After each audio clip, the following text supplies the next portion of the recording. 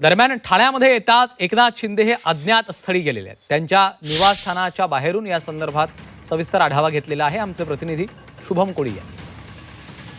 Operation tiger नंतर आता उपमुख्यमंत्री एकनाथ शिंदे हे थेट ठाण्यामध्ये रवाना झालेले आहेत।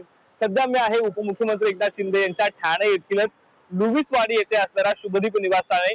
या परिसरामध्ये मात्र आता आपण पाहिलं तर उपमुख्यमंत्री शिंदे यांच्या घराबाहेर शुकशुकाट जो आहे तो पाहायला मिळतोय।